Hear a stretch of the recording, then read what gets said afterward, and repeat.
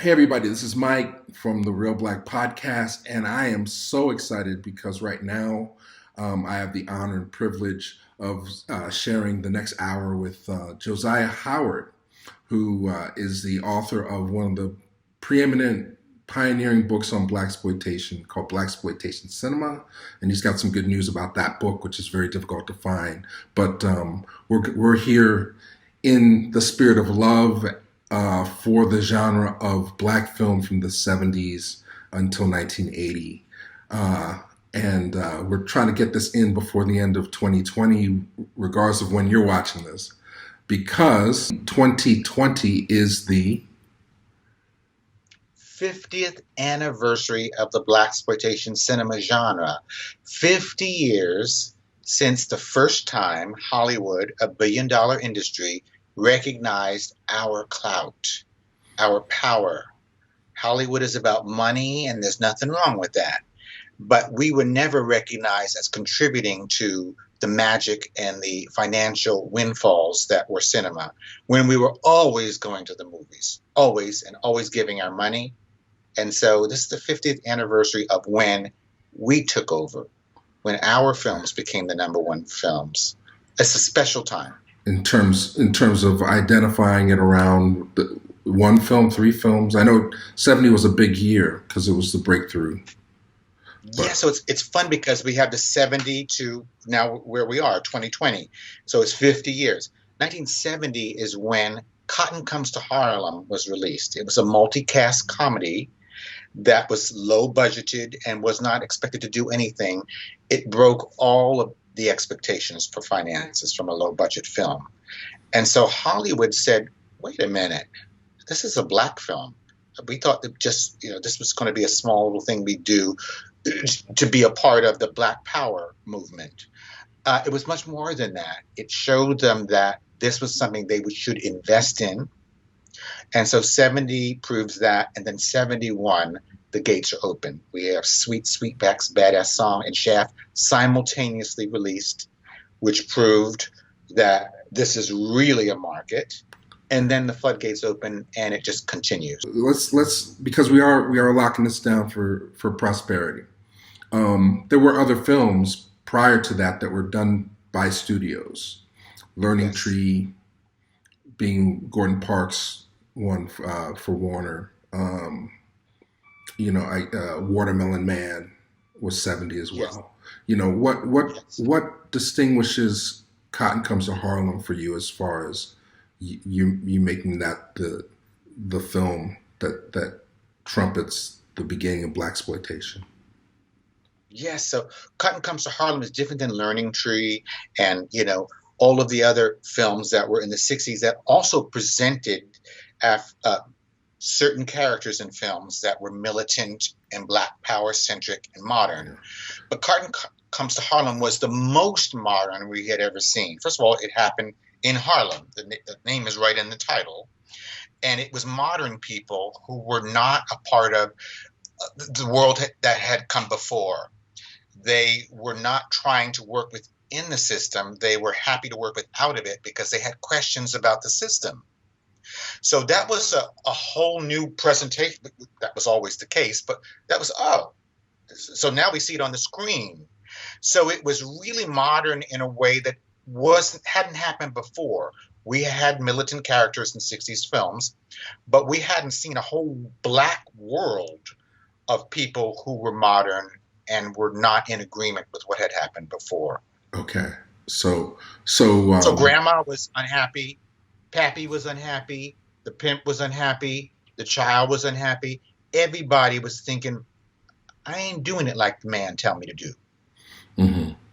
And it's important film for me because I'm a big fan of comedy. It's the feature film debut of Red Fox, who plays Yes. For those who haven't seen the film, he plays a junk man in Cotton Comes to Harlem, and then 2 years later he would end up being the star of Sanford and Son, which is his signature role. Yeah, he's just incredible. All of those wonderful actors were given an opportunity to show themselves in a film.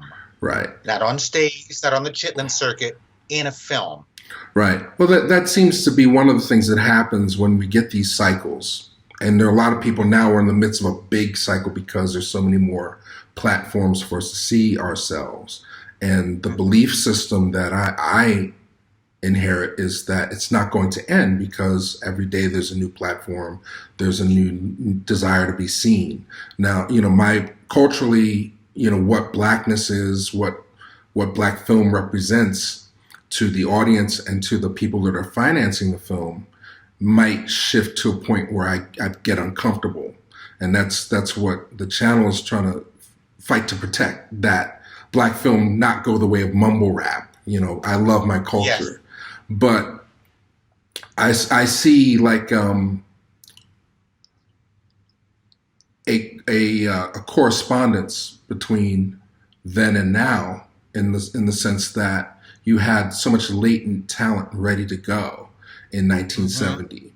And then also in 1989, which would be another breakthrough year for black cinema, there was, in terms of comedy, there were a whole lot of people that were ready for prime time, so to speak. And now in this era, we're seeing a lot of people that were trained and ready to go behind the scenes as well as in front of the camera. So now the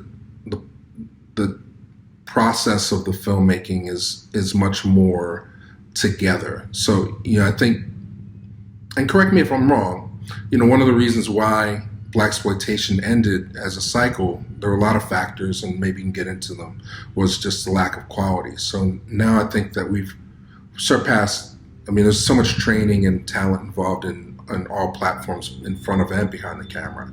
I don't see that being a problem.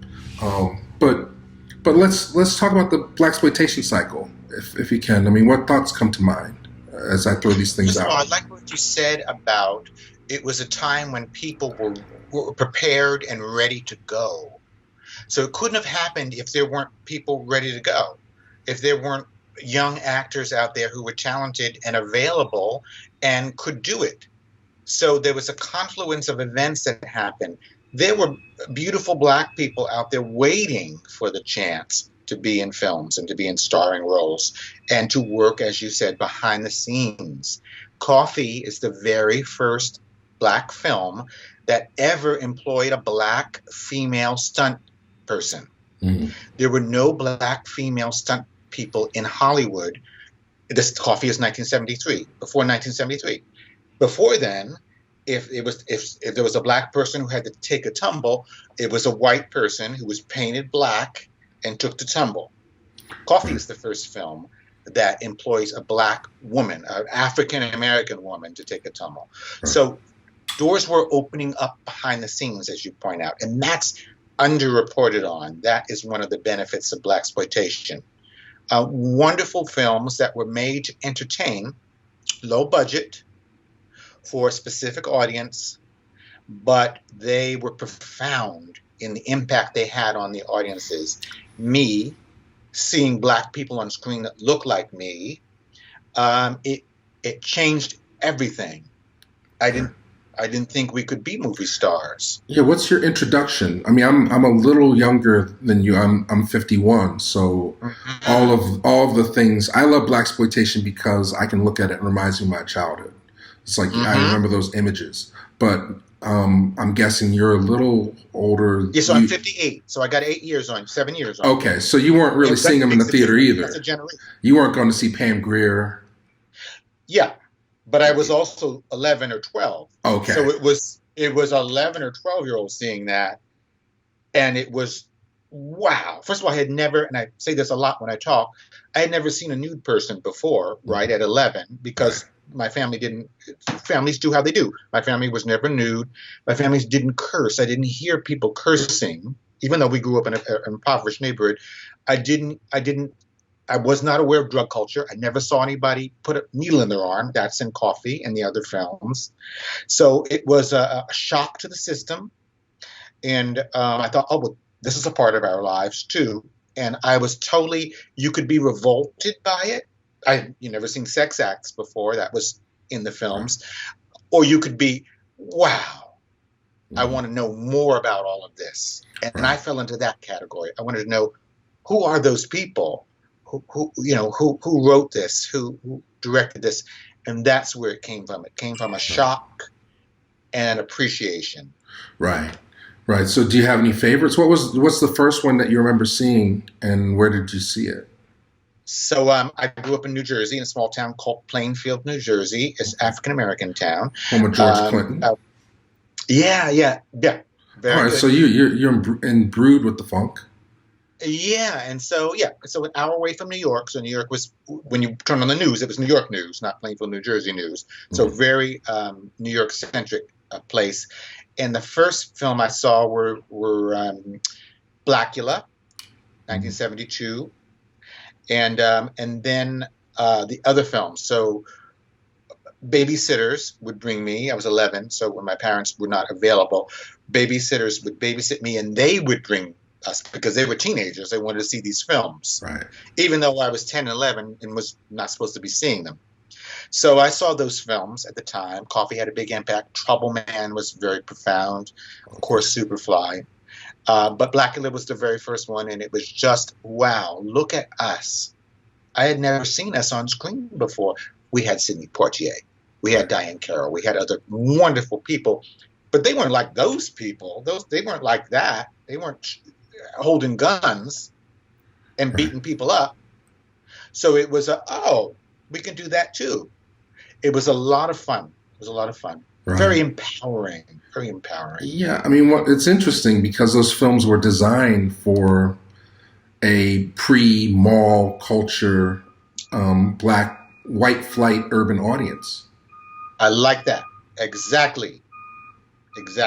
And isn't it funny that they went into the malls? Isn't it funny that Superfly knocked The Godfather out of the #1 spot in Variety? Because they did embrace it in the mall. They weren't going to the inner cities. They were afraid. Well, I'm saying they hadn't built them yet. To the film. They haven't really built malls yet. That's an 80s phenomenon. So you had these mega theaters like in the middle of big urban areas with 500, 600,000 seats that were literally empty because they were playing Mary Poppins. Yeah. And abandoned. In comes, I know what to do with this, let's put some action. Yeah. And so it's a great time. It's a great time of using what's already there, empty theaters, of invigorating a willing and waiting audience, African Americans, young people, and just supplying Hollywood with the product that they wanted. Exactly. To make money. Yeah. And so that's what it was about. We gave them, we paid for the lights to keep kept on. Mm-hmm. We paid for all of that stuff when they were having trouble. Right. So what are some of your favorite films? And I'll give you a few of mine. So I want to hear yours first. Oh, okay. All right. I'm going to start with Spook Who Sat by the Door. That's the one I put on my website. It's a wonderful film. It's wonderful from beginning to end. Mm-hmm. The story, the acting, the presentation on film, it's wonderful. It's really great. Yeah. And we talk about that in another podcast. But yeah, very subversive. I kind of like subversive cinema in general. Movies that you see and you say, how did that get made? And so when it comes to blaxploitation, I gravitate to the Dolomite movies. I gravitate to Darktown Strutters. I'm like, how in the world, how desperate were people just to make a quick buck that they could greenlight, Darktown Strutters of all things, Yeah. So first of all, I love that title. That's a title there. Yeah. Well, we're not going to get into the N-word titles, and there's 5 of those. Well, that's true. But Darktown Strutters is fun. It sounds like, ooh. Yeah, it's like a biker movie directed by a guy, old director who used to do beach party movies, and it just has a weird energy about it. But it has all these weird, it's a Cinderella gets kidnapped by a guy who is sort of like Colonel Sanders and Trina Parks. Everybody's flexing. Dramatics. What you see is what you get. Yeah, because singing through jail bars. What's that about? Wow, I could get them to do that. It's a crazy movie. But on the flip side, when I also like things like Claudine. I like Trick Baby. Um, I love all the films Michael Schultz did back in the '70s, and to this day. I mean, I think, he's the guy that deserves the hardcover bound volume, if in my Yes, he does. estimation.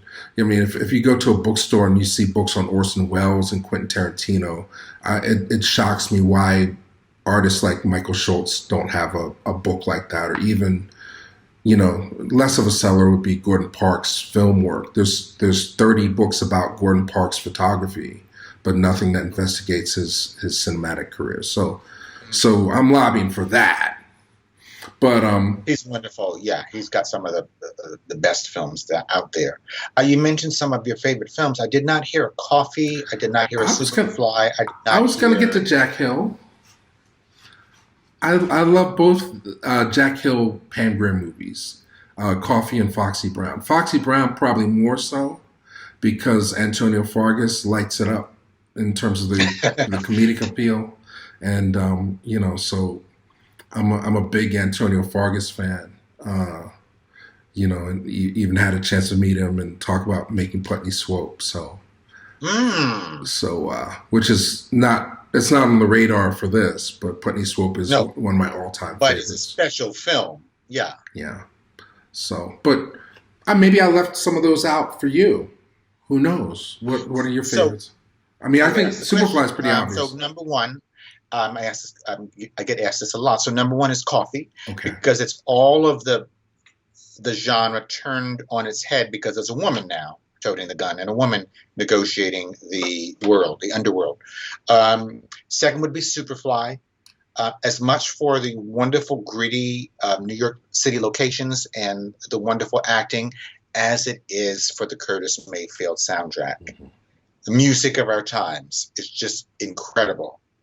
I love Mom's Mabley film is can't think of it Amazing now. Grace. Amazing Grace. Stan Lathan. As a comedy, you said you love comedies. Mm-hmm. I love that as a dedication and ode to her career. She dies 3 months after she films. Before the film is released, she never gets to see it. But it is a documentation of her wonderful talent, and it's a great story. So those are the top three, Okay. and I love many other ones too. Mm-hmm. Well, I like that list. I mean, Amazing Grace. I think it's set in Baltimore, but it was shot in Philadelphia. So Yes. I have a kindred thing to it, And the same with Trick Baby, shot in Philadelphia. I'm from Philly, Yes. so looking back, I didn't grow up in West Philly, but just the idea that my town was captured is a great feeling, and I can go back and look When at I when I spoke to Arthur Marks, who did many of the films, he said that my main goal was to present the story and the black actors, and my second goal was to present the town. Because if I do Detroit North 2000, 9000, everybody from Detroit will see it. If I do Harlem in Harlem, everybody in Harlem will see it. So it was a built-in selling point, he said, to have it, have the locations a part of the story. It was what they discussed. They could have done it on a Hollywood lot, but they said, no, we should go to a location because more people will even come, than would have come before. That's sort of like the James Brown approach. Yes. Like when he did Night Train, he just shouted out every city, so everybody had to How listen about for that? listen for their Yes. stop on the train. Yeah. So That is a very smart marketing thing. Yeah. yeah. Oh, and the music. Let's go into the music, because soundtracks. That's one of the things that we have lost, and it carried so much. I would say so many movies probably would have been made, certainly in the '70s and definitely in the '80s, black film, if not for the fact that soundtrack CDs existed or soundtrack albums existed. And now we've virtually lost that ability to pre-promote a property by having a song on the radio a few weeks before, the way Superfly did. I mean, you're Shaft. Shaft. You're of that era. I mean, and that won an Academy Award, Shaft's soundtrack or How about theme that? song. So Yeah, I guess we can go into in terms of music and then bringing like saying we're talking about the 50th anniversary of film, Black Exploitation Cinema, and I know your book is coming back out. Let's talk about that before people fade out on this, because most people only watch a few minutes of this. So let's talk about the book real quick, and then we can go into soundtracks, and then infiltrating the industry so much in terms of not only the commercial appeal but the critical acceptance of within the Academy Awards era. Yeah, so it's fun. So our Blaxploitation Cinema book it's 12 years old, and I say that a lot, but it's not 12 years old at all. It's coming out again in February 2020. It's available 21. for pre-order at FAB Press, fabpress.com. They're a wonderful publisher who publishes quality coffee table books. It's beautiful color and black and white pages, a lot of respect to it. So I'm real lucky because I love the films and I found a publisher who loves the films. And as much as I knew, and I do know a little bit about the films, they also provided me with artwork and posters and photos that I had never seen before. And I'm very didactic and look everywhere. So it's a lot of fun. When someone says, oh, I never saw that before. So it's a lot of fun. They're a great publisher, and it's a fun time. We're lucky because there's a new era of appreciation of African Americans in cinema. And so the book keeps getting republished because cinema studies is a degree you get from college. And in many colleges, UCLA and here in New York at NYU, it's required reading for certain courses. So from that, it's become a textbook. Again, not written to be that. I wasn't that calculating. But we're very gifted by that being an audience, a built-in audience. Right. So in terms of the music as a gateway into this realm of Blaxploitation cinema, what are some of your favorite soundtracks? So the music is as large a part of Blaxploitation cinema as many of the scripts and acting is. It's was one of the things that sold it. So favorite soundtrack albums from the Blaxploitation cinema, we're going to start with Superfly for top 20 hits. Wonderful soundtrack. I love Trouble Man. It's under referenced. It's Marvin Gaye presenting his soundtrack album for a Blaxploitation film. I love so many of them. I love Blackula. And I would just say that Trouble Man and Superfly are my favorites. Barry White did one of the soundtrack albums. Gladys Knight and Pips did them. Anybody who was popular than Gene Page. I'm partial to Trouble Man and Superfly. Yeah. Well, and of course, Shaft. Yeah, Barry. Shaft is one of those ones that's overplayed. Oh, I'm sorry. Yeah. Overplayed because it's the go-to one. Everybody knows that one. That film's been made 5 times. It's true. So everybody knows that song, right? It won the Academy Award. It won the Oscar. The Academy Award and the Grammy. So, and it was #1, which means white pop, not just soul. Right. So that's the got played everywhere. It got people to rush to want to see the movie, but and it also got Isaac Hayes a movie career. It's like the song was so popular they talked him into acting, So that I'm going to correct you there. They didn't talk him into acting. Okay. He talked them into acting. Okay. I've talked to directors. And he said, now I will only sing it. They wanted him to do more soundtracks. Okay. I'll only do it if you write a film role for me. That's where Chuck Turner comes from. That's where he talked them into it. And they said, yes, we'll write a film role because we want to make that money from the soundtrack you're going to be doing. Right. And that's a crazy film. I didn't want him to be an actor, but him. We're kind of drifting. I'll pull it back, but that opens another cavern into this realm where Blaxploitation films were also used sort of as experimentation for young talent. The director of that film went on, to win an Academy Award. Yeah, Jonathan Kaplan. Yes. Well, I've interviewed him, who is such a cool guy. Yes. So, yeah, it opens up many doors. and it is a venue for Black talent. Sports stars become film stars. Models, female models, Jean Bell, Tamara Dobson, become film stars. They weren't actors, they didn't study acting. So there is a window for anybody young and Black and attractive and ambitious to move through. And there's a place for them. Right. But, also through the Corman camp, the Roger Corman, the Corman camp, the ability of movies be made cheaply with young film school talent. You see people like Jonathan Kaplan, their first work being in Blaxploitation, Sexploitation. Jonathan Demme, who would go on 10 years, 12 years later to win Oscars for Silence of the Lambs, directing Pam Grier in Caged Heat. So I think it's a very interesting thing that we don't really have, unless you're talking about Instagram. Like if someone were to make a feature film and just put it straight on Instagram, there's no real space anymore within a studio system for experimentation. Things have to either make a whole lot of money and get a whole lot of attention instantly, or you're going to fade away. And I think that's a big difference between then and now.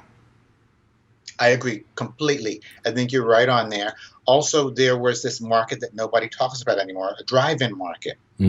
So you could make films for just the drive-in market. You weren't making them for theaters or for television. You were making it for this one thing that's kind of gone now. And so it could be low budget. And there would be a place for you to present that low budget product. Yeah. And it would be picked up. And it would be shown. So it's different. There was one more venue than there is now. Yeah, the 90s, I'd say, just thinking about it, the 90s probably did movies more of a disservice than any other time period. Not just because it got corporatized, but because there was always this argument that, we can make it back on home video.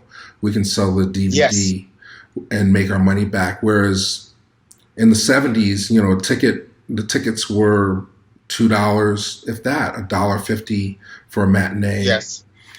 And you had a very short window to make your money back, and you knew you weren't going to show this on an airplane or on television, so you kept the budget low. Very good.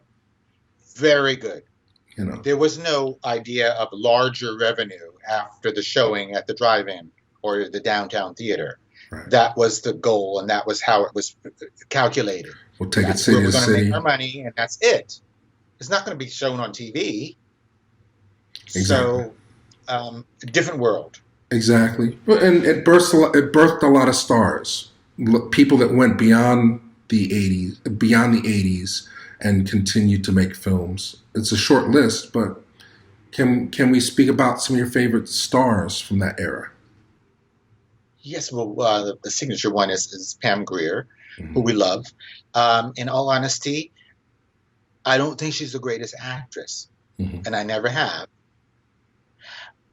But she's the greatest star. And so there's actors and there's stars, and she's a star. She's someone that you love to look at, listen to, and get involved with. I love Richard Roundtree. I love Jim Brown, even though when I wrote the book, I did not know the long history of abuse that is part of his story, which saddens me, and the lawsuits and all of that stuff. But he's a great film star. Fred Williamson, who's one of the rare ones. To clarify, because we're speaking to younger people. There were rumors of domestic abuse with Jim Brown. Yes. And misogyny. So just to be super clear, people can Google it beyond that. And we can also say that he denies that. Yes. But I was challenged by that because it happened a lot, and it's a big part of his story, whether it be true or not. Fred Williamson is probably my favorite because he's a sports star who becomes a film star, and then he becomes a director. Right. So he becomes his own master. He becomes his own master. He makes his own films and goes to Cannes and sells them himself. So I think his is a great success story. Absolutely. Well, my numero uno is Richard Pryor, who you first start seeing in the Mac. I guess would be, well, prior to that, Wild in the Streets. I think he's great in, but that's a low budget American International picture where he plays the drummer in a white rock band. Another subversive film, where everybody over the age of 30 has to basically get killed or taken on an LSD trip for the rest of their life, and young people get to run the world. But Richard Pryor, I love him in Dynamite Chicken. Have you seen him in Dynamite Chicken? You know what? We have every single second frame of Richard Pryor in Dynamite Chicken on the channel as we speak. I love Dynamite Chicken. No one ever talks about it. He must have performed that for like a bottle of rum or something. Yes. And a cigarette lighter. And he is the magic. I'm sorry, Richard, that was cold. Ties it together. Love him in that. That you missed the joke. I said he did it for a bottle of rum and a cigarette lighter. But as one does, as one do, ain't nothing wrong with it. It's a great performance. Yeah, yeah. It's basically his early act performed in a playground. Completely.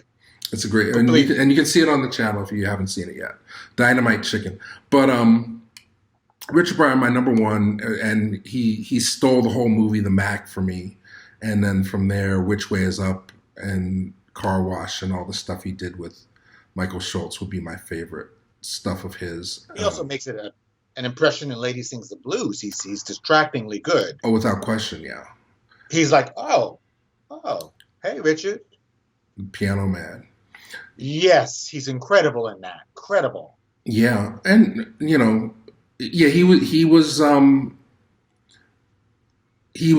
true superstar of the 70s.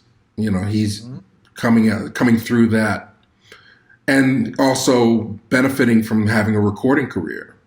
He's helping sell the movies by selling albums and vice versa. So and the concert performances, yeah.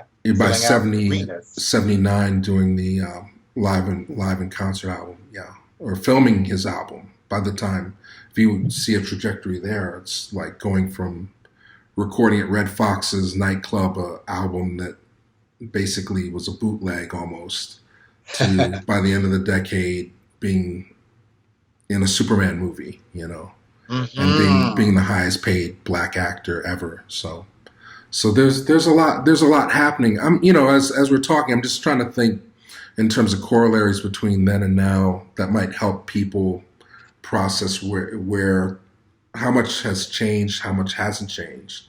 Let me give you my 3 albums. I'll just give all Curtis Mayfield soundtracks for my record: Claudine, Let's Do It Again, Superfly, and was it Claudine, Superfly, and he had 3 out the same year. Make Yours a Happy Home is Claudine Gladys Knight. Oh, Sparkle. Oh, remade with Whitney Houston. Yes. Yeah, that takes it to another echelon. Retelling of the Supreme story. Yes, but with a good cast. Now, Philip Michael Thomas is somebody who's largely forgotten, but if you look at his work, he dominated the 70s. He's next to Billy D in terms of number of credits for films. Do you have any thoughts about leading men? So I like Philip Michael Thomas. He's in this film called Stigma. Have you ever seen that one? It's on the channel. As a low budget one that no one ever references. It's on the channel. Yeah. See why I'm here? Yeah. So I think he's really great, and as you said, yeah, he plays a doctor who's trying to stop a sexually transmitted disease from very taking modern, over town. Very modern idea. Yep. He's great. Completely great, natural, and wonderful on screen. Leading man again, we'll go back to Fred Williamson, Jim Brown, and the others that were Billy D. Selling. Yeah, Billy D's okay. He's all right. to me. He's not a favorite, but he's certainly competent, and Okay. he certainly was the man. Now, see, you're going to affect the comment section there. People like Mahogany. People like Lady Sings the Blues. Well, yeah, Lady Sings the Blues isn't about Billy Dee, though. It's about Diana Ross. Okay. But he's completely. I can't imagine anyone else in the role but Billy Dee. He's wonderful. Dark Gable. Yeah. Yes. Yes, very much so. And Mahogany, I'm about Mahogany. Okay. I love Mahogany. Right. And he's wonderful in that, as is Diana Ross. Yeah. Well, I'm about a story about a black woman and her dreams. That was not a story that was popular, that had been played before. A black woman's dreams of beauty. mm-hmm. It was really modern. I love that film very much. And I'm just wondering where Beyonce's version of that is. Yeah. That would be, if you want to win, you either remake Mahogany with Rihanna or Beyonce, and you can print money for the rest of your life. Yeah. That's a story that speaks to the modern world as we're all changing and becoming more aware. And it has a pedigree. Mm-hmm. So it should be remade. She can do Yeah. Do you know where you're going to? She can sing. Yeah, I would put Beyonce in that first then. Yeah. So there you go, Hollywood. See, we're giving you more opportunities. You're not even thinking about these things. Or if you are. The property is there. The property is already there. Yeah, well, the problem with the remakes of these blaxploitation movies, in my opinion, I'm not a fan of any of them. It just seems like they all get done at the last minute. Like, we're going to lose all the rights if we don't start shooting next week. And the scripts are not What about together. Dolomite Is My Name? So how you feel about that? Well, that's That not is a remake. It's not a remake. That's true. It's an original work. Yeah, I like that a lot because I love Eddie Murphy. Yeah. And he got It's completely good. the way the scene for me that he should have gotten a nomination at least for was when they step out of seeing the front page with the antiquated Hollywood movie, the front page with Jack Lemmon and Walter Matthau. He's like, look, if I can get in that light, I can take over the world. And then it comes back. He's like, look, it's like, why would you make a movie just for your community? It's like, because every city has one just like this. So the level of insight in terms of what blaxploitation cinema was about is right there in those two scenes. This desire to be seen and without compromising yourself, being yourself, being truthful, and at the same time recognizing that there are spheres of other people where that resonates. I mean, and Eddie, that's a perfect comeback movie as far as I'm concerned, so. I like what you said about that scene and what it was speaking to. My favorite scene in that film is when he acknowledges that he's not sexy. And he's just he's shy about taking his clothes off. Right. And I think that's so great. It's so he knew what he was and he knew what he wasn't. Right. And I just think that was so vulnerable and such a great thing to see. Yeah. Well, Eddie, I mean, he just deserves more from while he's here, Yes. Because he carried a lot on his back for that next wave. But but yeah, and Wesley was great in that film too. I mean, just as Derville Martin playing Derville, I thought was great. And if we're gonna talk about that, then if you're gonna have a double feature, you got to put Badass with Mario Van Peebles playing his dad in the same night. That was an excellent film as far as I'm concerned. That very few people had a chance to see when it came out. So, but as far as the remakes go, I mean, the Shaft remake, I could tolerate the first John Singleton remake of Shaft, but by the time they got it to Kenya Barris, I was through. I was like, this is not even worthy of a money grab. Like, nobody wants this. Yeah. And the same I felt with Superfly. It's like, why take that title and make that film? bad, bad, bad. That last Superfly, bad. Yeah, it just upset me. I think you need people, like it's unfortunate that Hollywood just looks at these titles as intellectual property because they don't have the same, it doesn't have the same emotional connection. Like, a white studio executive would think twice, maybe 3 or 4 times before he says, we're going to remake Gone with the Wind. But because so many of these films are precious gems to us, they didn't make sequels to too many of them outside of Shaft. At the time, we hold in our hearts very dearly Sparkle, Claudine. We don't get to see these things readily. So for them to come back and remake them without a sense of capturing the spirit of the original, I think hurts. It hurts me at least. Mm-hmm. But then when a Black Dynamite comes around, I'm like, hey, this is they get it. They are of the spirit. They're doing. They respect the genre enough to know what to make fun of and what isn't to be made fun of. Why do you think it ended? It played its course. And as I write in the book, you didn't have to go to the movies anymore to see Black young people toting guns or being militant or being Black proud. It was happening on TV shows. Mm-hmm. And so you could see A Good Times or That's My Mama or The Jeffersons. And that was satisfying your need to see yourself. Didn't have to leave the house. You didn't have to spend money. And I think that was a big part of it. Mm-hmm. What do you think? Why did it let's forget a lot of, the rise of the Hollywood blockbuster. Hollywood was no longer in trouble. They had Jaws, they had The Godfather, they had The Exorcist, they had malls being built in where white people lived, where they could have multiplexes, and they didn't need to migrate Black films into their communities. So the market for it became smaller as the box office grosses became bigger. I think that summer Jaws came out, Saturday Night Fever, all those kind of movies that appealed to everybody that didn't even need to have Black actors in them.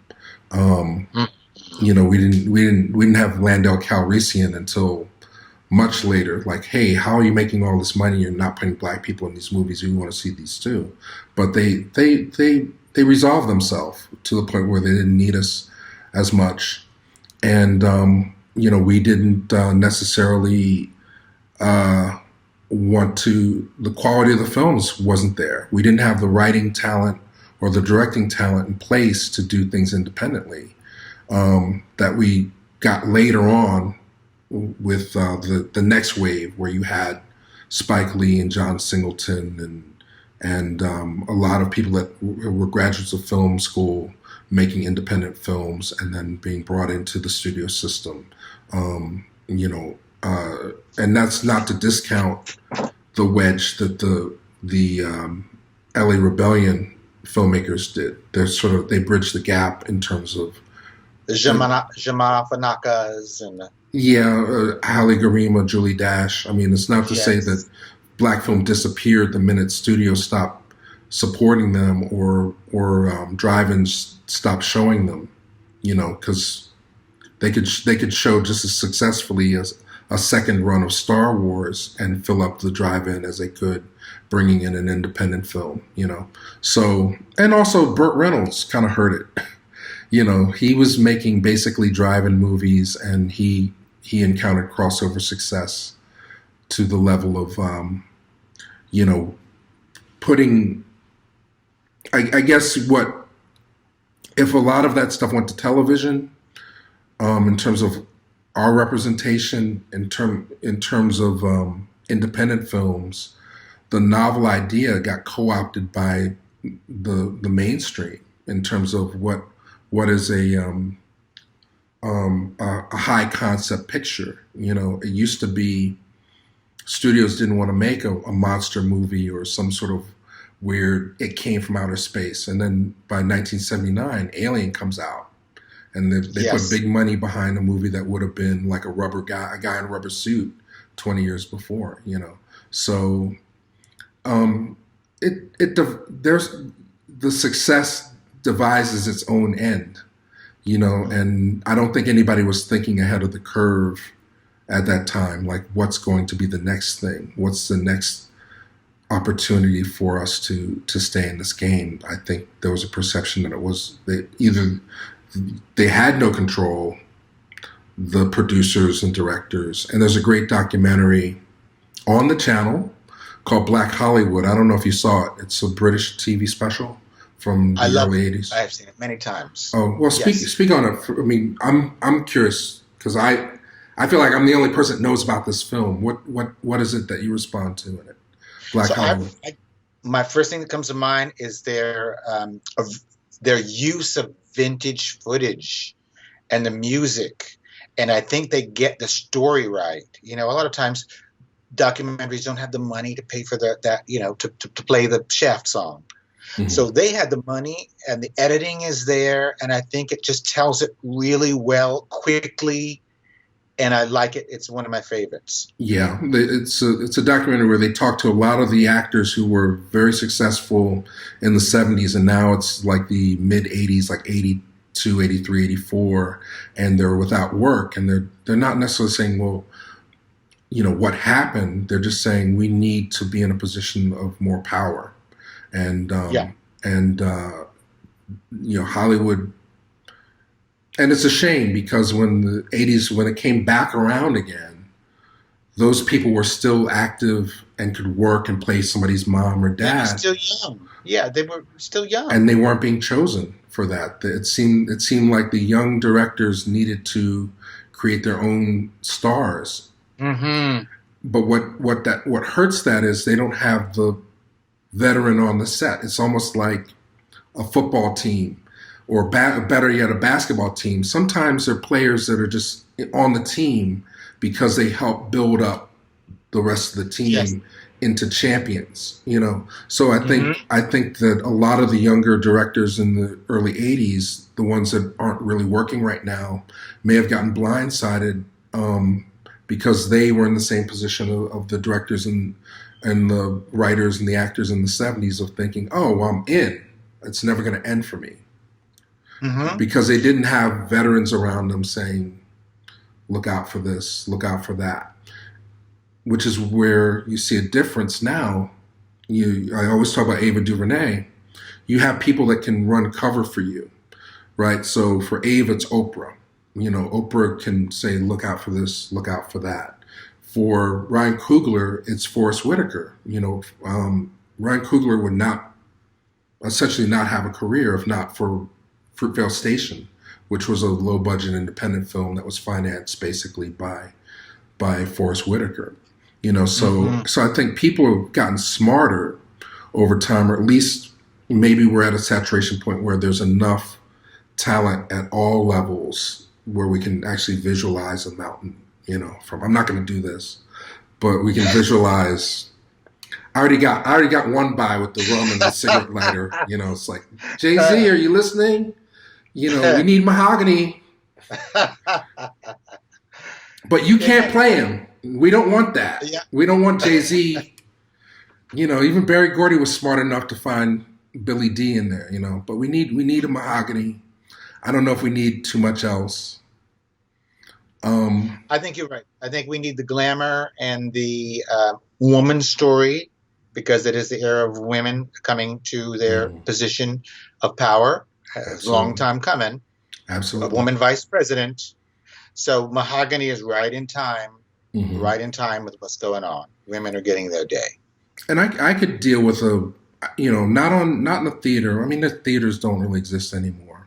If we're talking remakes, this is not a 70s remake. Waiting to Exhale could probably get one, and I wouldn't be too upset. Although the actors with Whitney in it, it might be sacrilege, but a story about friendship would be worthy. Was there a sequel did Terry McMillan write a sequel to that book? I'd be down for something like that.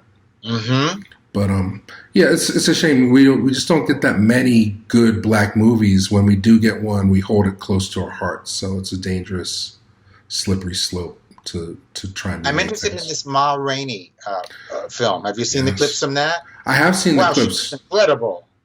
She looks insane. She looks so great. Well, we have the best talent. Chadwick Boseman and Viola Davis with Denzel producing and George C. Wolfe directing. Good. Can't wait to see that. And that's a story that's not known. People don't reference Ma Rainey. Not at all. But I mean, for those who know Broadway, this is a long time coming. And what's great about it, is that Denzel owns the rights to all of those plays, those August Wilson plays. So didn't know that. Like that. So yeah, originally Fences was the first one, and now they've migrated. They're going to be on HBO, but now they've migrated over to Netflix. So we're going to get the entire cycle of August Wilson plays transferred to films with Denzel in charge. So, I like it. But I think it's a great swan song for Chadwick, and I can't wait to see that. That's a Christmas release. So, just final thoughts. I mean, we're 50 years have passed since Black people infiltrated the Hollywood studio system.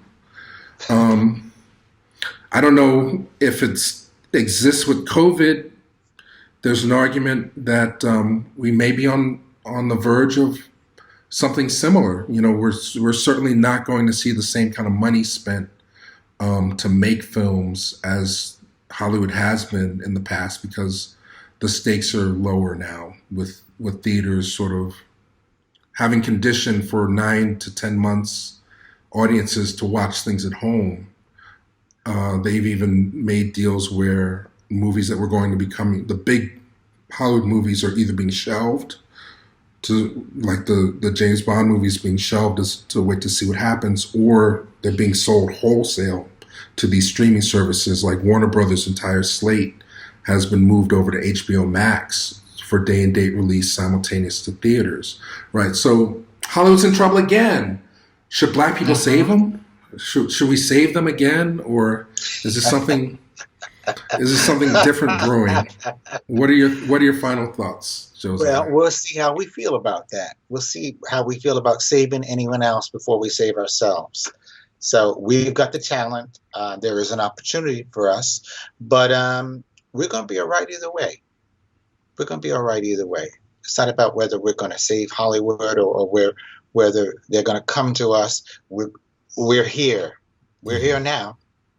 We got our own production companies and studios and stars, and we're aware of our value, which is different than earlier times. We're aware of our value.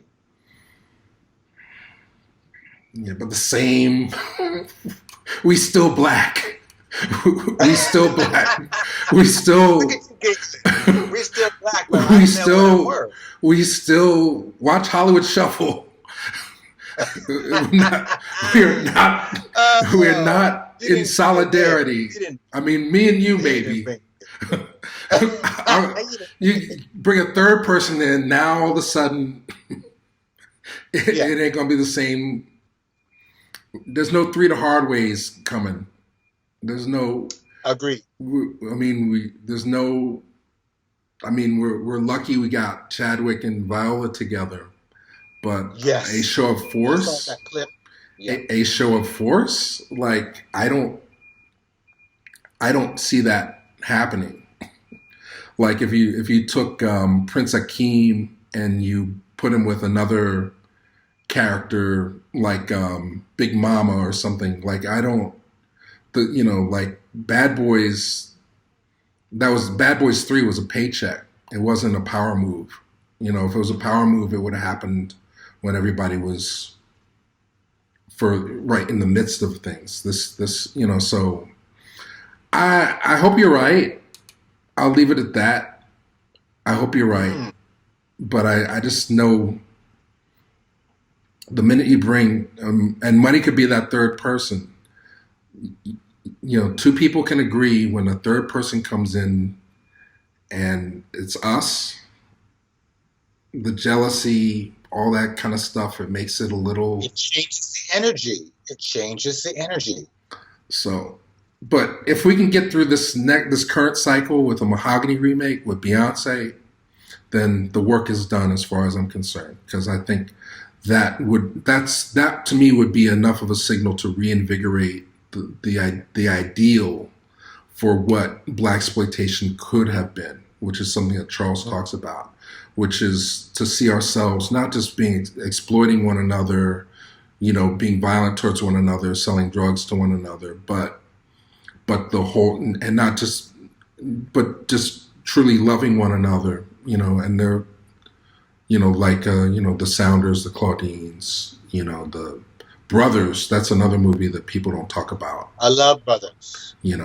Which is the Angela Davis, George Jackson story. I love Brothers. I just did a review of that online. Love it. Yeah, Warner needs to get on now. Talks about it. It's not out, and I'm not sure why. And Uptown Saturday Night, not out. Not sure why. I mean, it'd be a little difficult to sell now because of the Cosby situation, but why that's not on Blu-ray is a travesty to me.